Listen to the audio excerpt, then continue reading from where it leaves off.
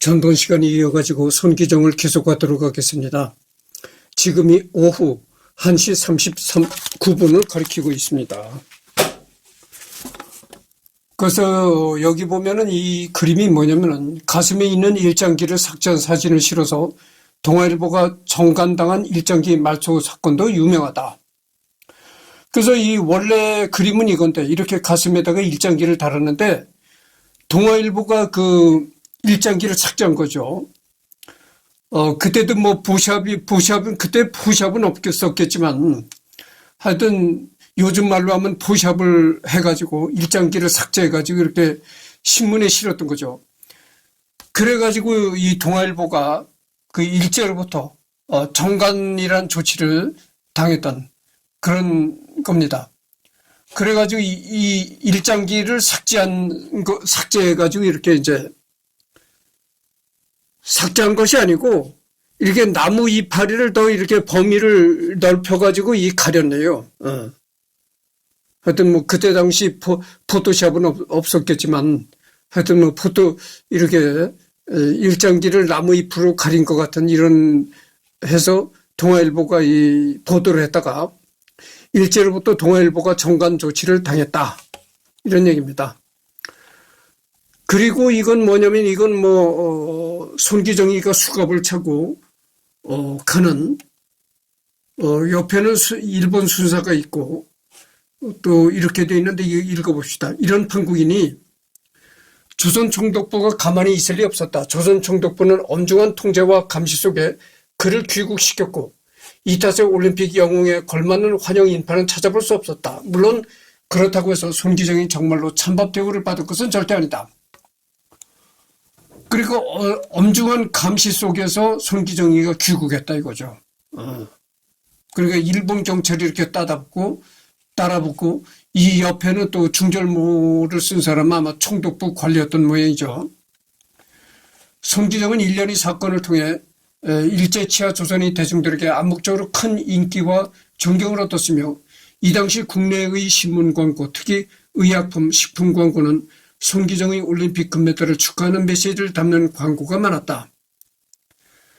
특히 어린이를 대상으로 한 과자 광고에는 이 과자를 먹고 쑥쑥 커 손기정과 같은 사람이 되겠다라는 식의 카피라이트가 유독 많았다.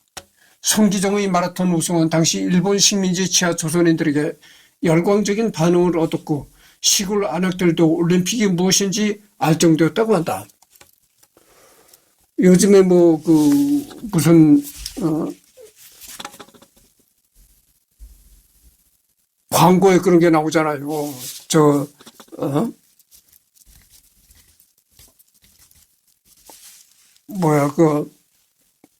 씨름 천하장사 이만기가 광고에 나와가지고 이걸 먹으면 어떻게 튼튼해진다 그리고 이렇게 광고하잖아요. 이런 식이 됐다는 거죠.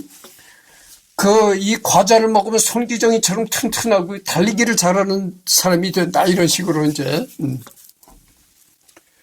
소설 장록수의 저자 시문은 손기정의 우승을 찬양하며 오 조선이 남아요 라는 시를 짓기도 했다. 안타깝게도 이 시는 시문이 같은 해인 1936년 9월 갑작스럽게 장티푸스에 걸려 병사하면서 그의 마지막 시가 되었다. 시의 전문은 시문 문서에 있다.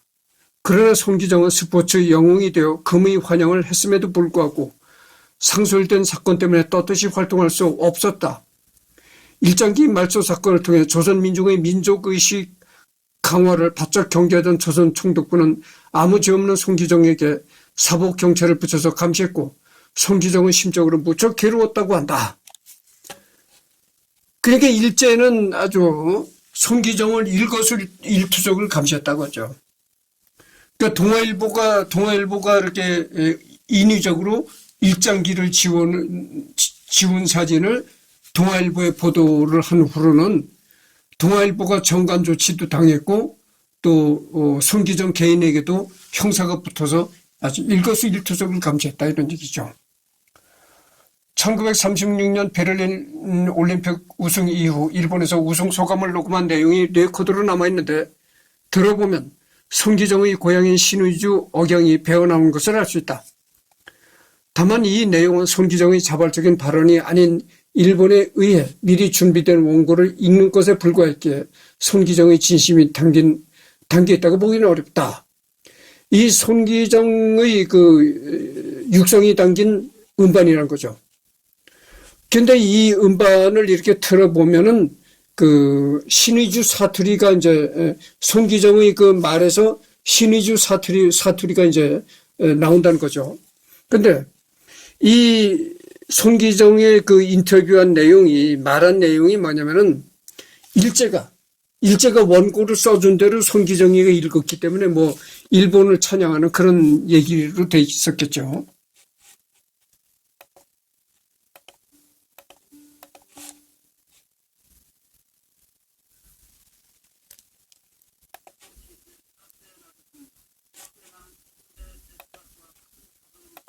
하여튼 뭐 그 음질이 좋지 않고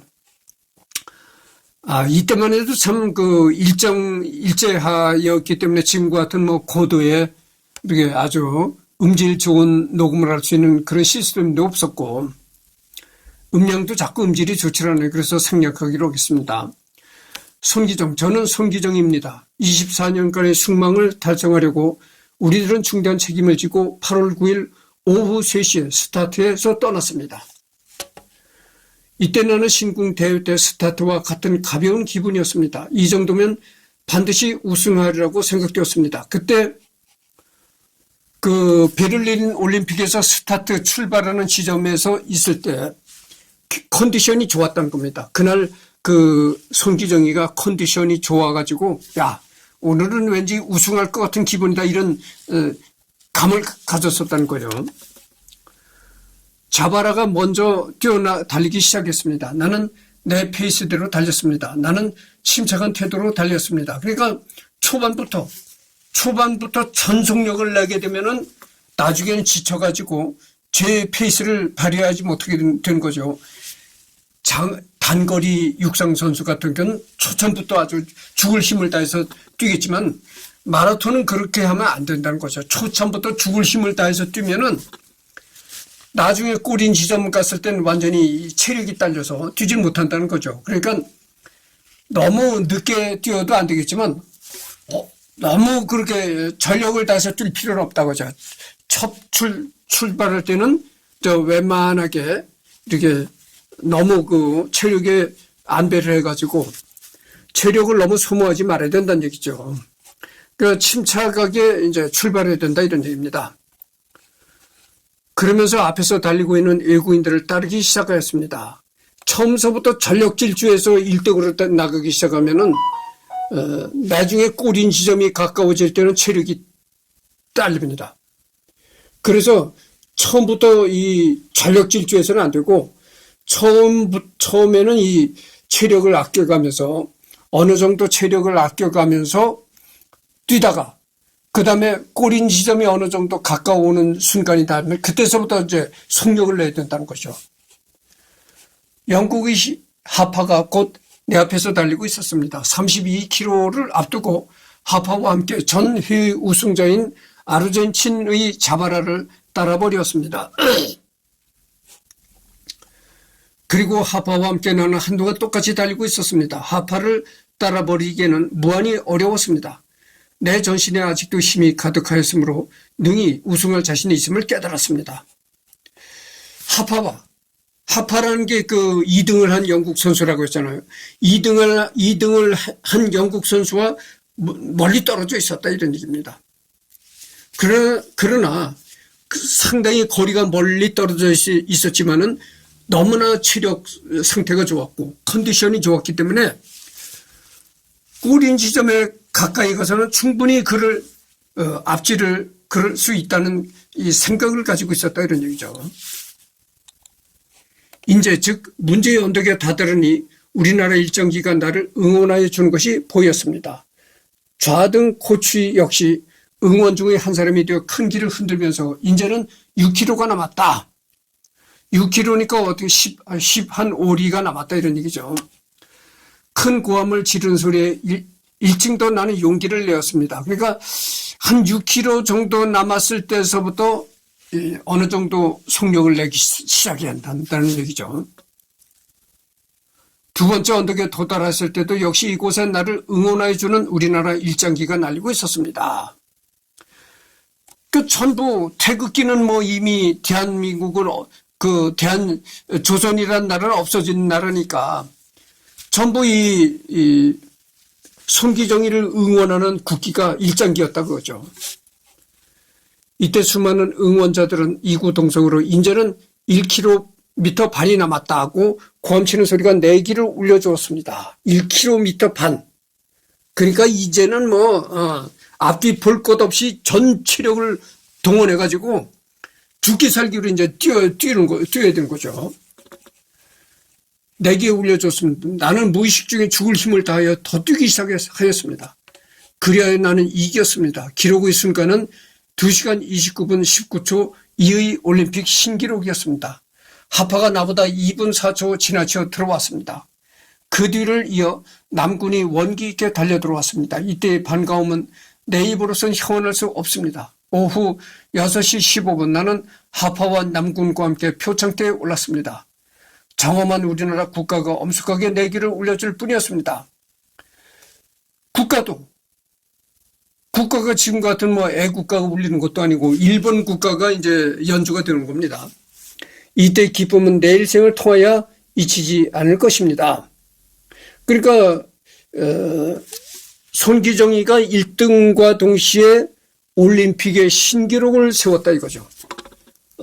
그때만 해도 올림픽 구간을 2시간 29분 19초 2에 주파한 사람이 없었다고 하죠. 1초간 늦던 1분이 늦던 하여튼 이 시간보다 빨리 주파한 선수가 없었다. 그래서 신기록을 세웠다 이거죠. 올림픽의 신기록을 세웠다.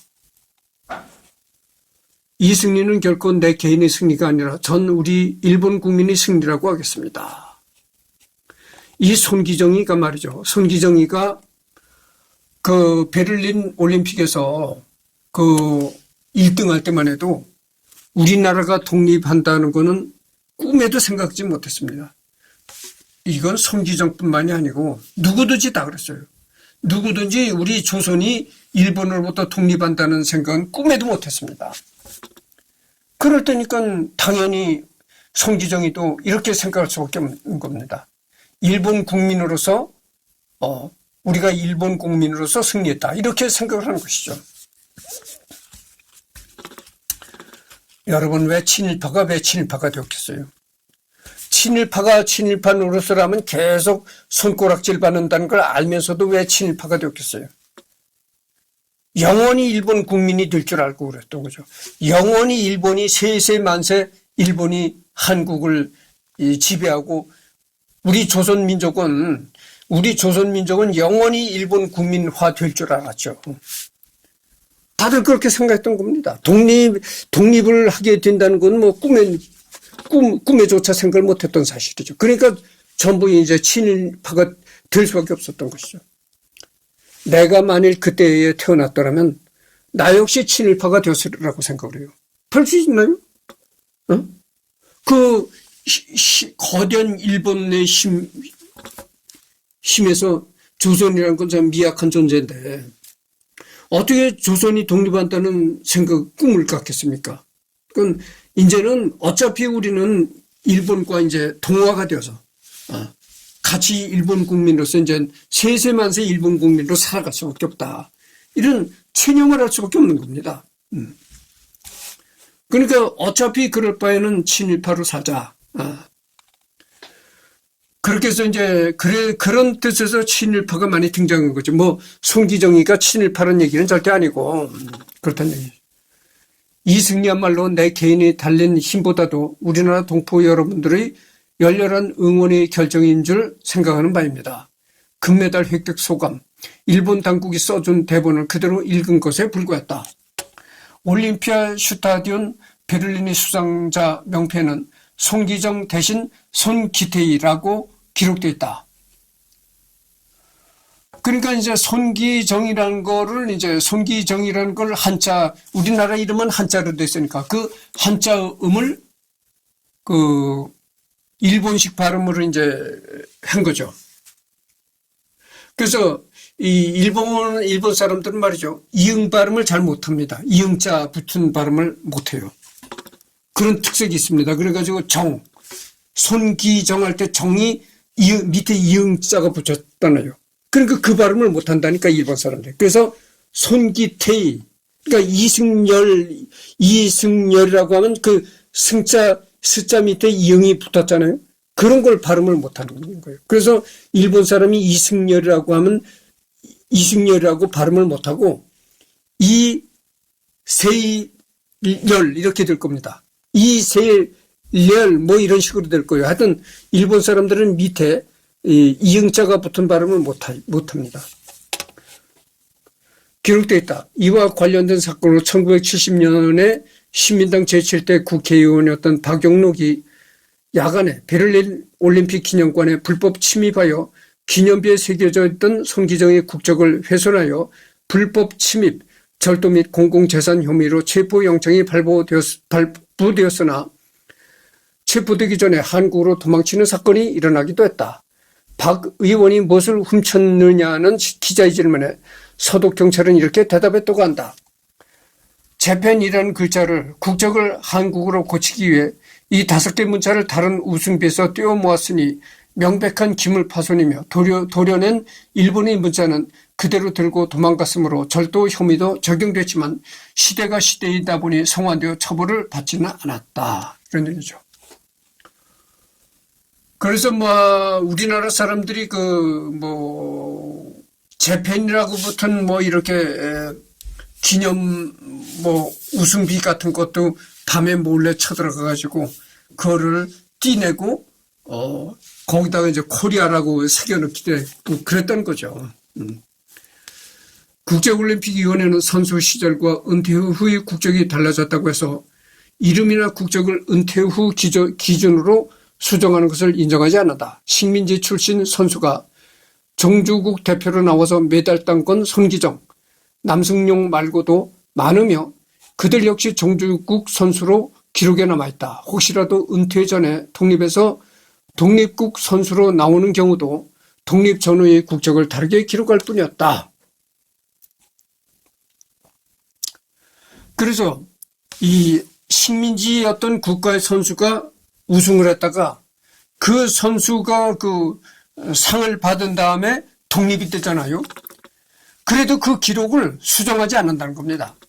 그러니까 이 손기정이가 일본 일장기를 달고 베를린 대회에 나가서 이제 금메달을 받았지만은 그렇다고 해서 그 이후에 한국이 독립했다고 해가지고 손기정의 그 기록을 한국 선수라고 수정하지 않는다 그거죠. 그러니까 독립이 돼도 그 전에 기록했던 그 기록은 그대로 유지된다고 합니다. 그러니까 베를린 올림픽 그 금메달 명단에 그대로 아직도 손기정이는 일본 선수로 기록이 돼 있다. 그거죠.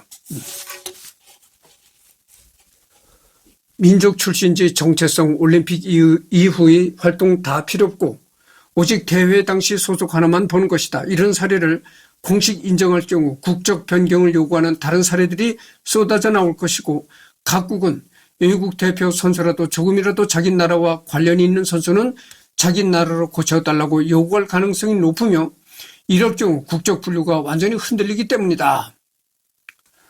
한번 기록되면 평생 정도가 아니라 영원토록 남는 것이다. 이 때문에 현재 IOC에서는 공식적으로 기태의 손, 재팬으로 기록하고 있다. 대신 양력에는 당시 일제치하에 있던 한국인이라는 사실과 한국 이름 손기정이 명시되어 있으며 창씨 개명을 강요받아 일본 이름으로 출전할 수밖에 없었다는 사실, 시상식에서의 침묵, 9일 일어난 일장기 말소 사건, 해방 후 첫 올림픽인 1948년 런던 올림픽의 선수단 기수와 조국의 첫 올림픽인 1988년 서울 올림픽에서 성화봉송 주자를 맡은 것까지 기록되어 있다. 그래서 아직까지 IOC에 공식적으로 기록된 거는 재팬 손기정 이렇게 기록이 되어 있다는 거예요. 그런데 그 이후에 이제 1988년에 서울 올림픽에 성화봉송 주자를 손기정이가 맡았을 때는 그때는 코리아 손기정이라고 기록이 되어 있다는 거죠. 그러니까 그 당시의 국적을 기록할 뿐이지 그 기록했던 그거를 수정하지 않는다는 거죠. 그러니까 같은 손기정이라 하더라도 베를린 올림픽에 기록되어 있는 손기정은 그대로 재팬 손기정으로 되어 있고, 그 이후에 이제 1988년에 뭐 서울 올림픽 봉송주자 이런 걸 했을 때 손기정이는 이제 코리아 손기정으로 기록되어 있다는 거죠. 2011년 12월 9일에 국제올림픽위원회는 손기정의 대한민국 국적은 인정했지만 역사 왜곡을 방지하기 위하여 양력에 있는 국적 자체를 바꾸지는 않았다. 한편 공식적이지는 않지만 미국 캘리포니아주 컬버시티에 있는 역대 마라톤 우승자 기념비에 새겨진 손기정의 이름은 1986년 일본에서 한국으로 국적이 수정되었다. 당사자였던 손기정 또한 기념식에 참석하여 조금이나마 한을 풀 수 있었다. 히틀러의 만남.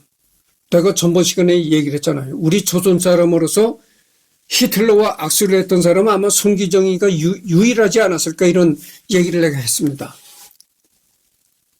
손기정은 금메달을 받은 다음날 아돌프 히틀러와 만났다. 그는 이 순간을 160cm인 내 키에 비해 그의 손은 크고 억셌으며 체구는 우람했다.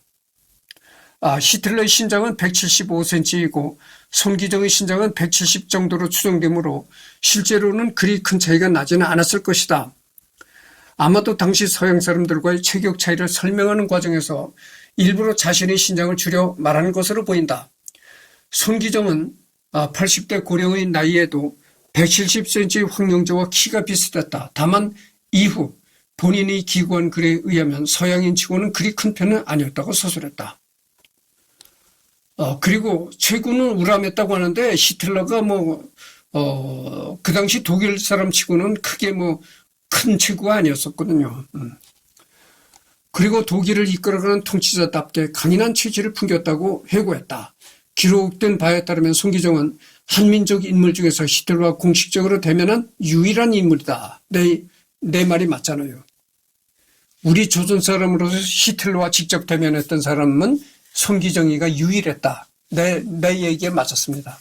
근데 이때 그 히틀러를 만났을 때 히틀러가 체격이 우람했다든지 이렇게 얘기한 것은 뭐냐면은 그때 당시 독일에서 아주 굉장한 카리스마적인 이 지도자였었다고 하죠. 히틀러가. 그러니까 카리스마를 지닌 정치인이니까 보니까 그 정치인을 너무 이렇게 폄하하지 않는 그런 얘기를 할 수밖에 없는, 그렇게 하다 보니까 아마 부풀려져서 그렇게 히틀러 신장도 부풀려지고 아주 체격이 우람했다, 이렇게 과장되게 말했던 것이 아닌가, 이렇게 생각이 듭니다. 그렇잖아요. 우리가 사실 예전에 어떤 왕이나 그렇지 않으면 대한민국의 박정희도 작았지만 박정희가 카리스마적인 그런 통치를 할 때는 박정희 보고 함부로 작다 이러다 함부로 얘기를 안 했습니다. 그러나 이제 박정희가 권력이 없어지고 난 후에 작다 이런 얘기를 생겼죠. 근데 박정희가 이제 지금의 박근혜하고 청와대 뜰을 산책하면서 찍었던 그걸 보십시오. 박근혜보다도 약간 작아요. 박정희가. 그랬던 키다 이거죠. 그러니까 박정희가 남자 키로서 얼마나 되겠어요. 구체적인 센치까지는 내가 얘기를 안 하겠습니다. 그래도 한 시대를 풍미했던 카리스마적인 인물이니까 구체적인 키는 얘기를 안 하겠어요. 하여튼 그러니까 박정희가 키가 얼마 되겠어요. 그런 식이죠. 그러니까 히틀러도 서양 사람으로서는 체격이 큰 사람은 아니었지만 그래도 한 시대의 독일 사회를 지휘했던 그런 카리스마적인 인물이었으니까, 그러니까 부풀려가지고 체격이 우람하고 했다, 이렇게 얘기를 했으라고 생각합니다. 그래서 제일 중요한 게 이거죠. 우리 조선인 중에서 히틀러를 직접 대면하고 이랬던 사람으로서는 이 손기정이가 유일하다. 손기정이 말고는 우리나라 조선 사람이 히틀러와 직접 대면한 사람은 없다. 이런 얘기를 내가 하는 겁니다. 그리고 강인한 채취를 풍겼다. 히틀러가. 강인한 채취가 뭡니까? 이 서양 사람들은 대부분 채취를 가지고 있습니다. 채취를 가지고 있는데 이 채취를 풍겨도 견딜 만한 사람이 있고 채취가 풍겨도 사람마다 다 달라요. 채취가 약간씩 다른데 이 채취가 사람마다 약간씩 다른 게 뭐냐면은 같은 서양 사람 중에서도 채취가 약간씩 다르거든. 그게 뭐냐면은 이 먹는 음식에 따라서 채취가 달라진다는 거죠. 그러니까 어떤 음식을 즐겨 먹느냐에 따라서 채취가 약간씩 달라진다는 거예요. 근데 이 채취가 이제 견딜 만한 사람이 있는데 아주 채취가 너무 강한 사람은요, 정말 머리가 아파집니다. 그 사람 옆에서 좀 서 있으면 30분이고 1시간 정도 서 있으면 굉장히 머리가 아파질 정도로 그렇게 채취가 강한 사람들이 있어요. 근데 히틀러가 그랬다는 거죠. 히틀러가 아주 강한 채취를 풍기고 있었다 이런 얘기죠. 그래서 여러분들 내가 우스갯소리를 또 하고 넘어가요. 이거 쓸데없는 얘기를 또 하고 넘어가야 되겠어요. 여러분, 내가 언젠가도 얘기했지만 나무 위키를 계속 축축축 읽어만 간다면 계속된 얘기지만 AI한테 시켜버리죠. 왜 내가 읽겠어요. 중간중간에 내 개인적인 얘기도 섞어가면서 이렇게 해야 그래야 재미난 겁니다. 내가 가난한 그런 농가에서 태어났다고 했잖아요. 강원도 심심산골의 그 가난한 농가에서 태어났다. 그런데 네덜란드 여학생과 펜팔했다. 펜팔했는데 그게 내가 가난한 강원도 촌놈이 심심산골의 이제 강원도 촌놈이 네덜란드의 여학생과 펜팔한다 그러니까 그게 이제 정보계통의 기관에 이제 안테나에 걸렸다. 그래가지고 정보계통의 사람들이 내 편지를 네덜란드 여학생과 주고받는 편지를 다 읽어보고 아주 지연작전을 써가지고 한 3개월이나 4개월 후에 편지를 준다. 그래서 내가 이제 펜팔을 못했다 이런 얘기를 했잖아요. 내가 만약에 서울에서 아버지가 대학 교수를 한다든지 아니면 아버지가 판검사를 한다든지 장관을 지낸다든지 이렇게 좋은 가정에서 내가 태어났더라면 서울대를 나오는 서울대 딱지를 붙이는 건 물론이고 절대 이건 내 자랑이 아닙니다. 내가 정말 좋은 환경에서 자랐더라면 내가 서울대 딱지를 붙였어요. 서울대 딱지를 붙이는 건 물론이고 서울대 딱지를 붙여서 좋은 직장에 취직해 갔었어. 내가 이렇게 살았더라면 어떤 여자를 하고 결혼했을까? 지금 생각해보면 내가 지금 독신으로 살고 있잖아요. 생각해보면 내가 음악광이라고 했잖아요. 그래서 내가 말이죠.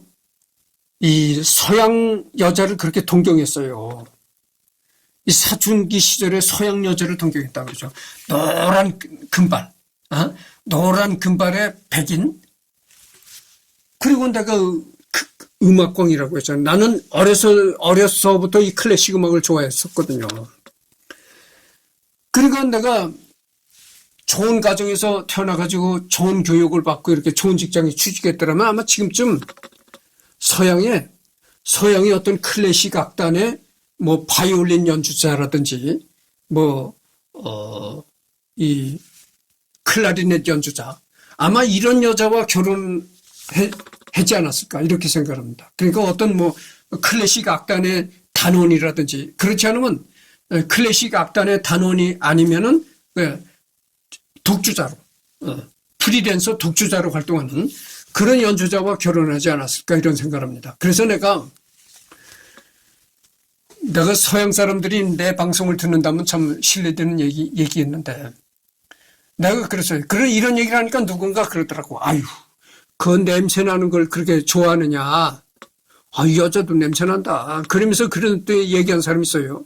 근데 아주 채취가 심한 사람이 아니고서는 괜찮습니다. 그것도 같은 남자끼리 냄새라면 역하겠지만 전번 시간에도 내가 얘기했잖아요. 자석의 S극은 N극과 쫙 따라붙는다.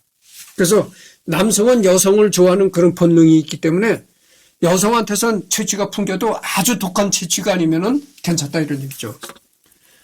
그래서 내가 쓸데없는 얘기를 덧붙이는데, 내가 좋은 환경에서 자라가지고 좋은 교육을 받고 이렇게 성장했었더라면 나는 아마 지금 좀 서양 여자를, 노란 금발을 지닌 서양의 클래식 연주자를 내가 아내로 맞이해서 결혼 생활을 하고 있을 것이다 이런 얘기를 합니다. 하여튼 뭐 쓸데없는 얘기를 했습니다. 풍문에 따르면 의지의 승리를 찍은 영화 감독 레니 리펜슈탈과 심지어 아돌프 히틀러까지도 손기정에게 상당히 깊은 감명을 받았다고 한다. 그 이유는 손기정이 우승했음에도 불구하고 경박하게 굴지 않고 일견 우울한 듯 보일 정도로 과묵한 태도를 유지했기 때문이다. 그러니까 손기정이 금메달을 받았음에도 불구하고 손기정이가 상당히 겸손한 태도를 가지고 있었다. 그래서 히틀러까지도 손기정을 상당히 아주 좋게 이렇게 평을 했다는 거죠. 베를린 같은 데 나가서 지금은 그래도 해외 올림픽에 나가서 이 금메달 받는 게 많이 흔해졌잖아요. 아니 그때 당신 그렇게 이게 흔한 일이 아니었단 말이죠. 진짜 이게 천지개벽할 일이거든. 응? 그렇게 못 먹고 가난했던 조선 백성이 아니 독일의 서양에 가서 서양 올림픽에서 이게 이 금메달을 땄던 거니 이건 뭐 보통 일이 아니거든 정말로.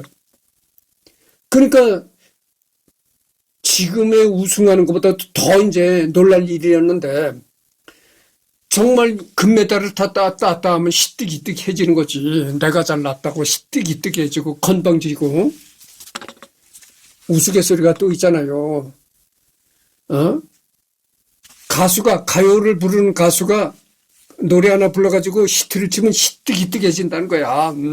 시뜩이뜩해진다고 히트곡이라는 거야. 우스갯소리로. 내 잘났다고 시뜩이뜩해진다는 거지. 그러게 정말 금메달을 따면 내 잘났다고 거만해질 텐데도 손기정은 그렇지 않았다는 거죠. 항상 겸손하고 이랬다는 거죠. 그래서 이제 손기정을 높게 평가한다 이런 얘기죠. 약한 것은 죄악이라는 사고방식과 강한 인간, 위버맨시에 대한 경외심을 가진 히틀러 특유의 사상을 고려하면 올림픽에서도 가장 근본 있는 하이라이트 종목인 마라톤에서 전 세계의 유명한 육상 선수들 두르고 우승한 손기정에게 느꼈을 호감은 진심이었을 가능성이 높다. 마라톤 꽃이 뭡니까? 마라톤에 그 여러 가지 그 운동 종목이 있잖아요. 그러나 그러니까 마라톤의 여러 가지 내가 얘기를 하다가 잘못했는데 마라톤에 여러 가지 운동 종목이 있다는 얘기가 아니고 올림픽에는 여러 가지 운동 종목이 있잖아요. 그 여러 가지 운동 종목이 있지만 그 중에서도 이 마라톤이 올림픽의 꽃이라는 겁니다.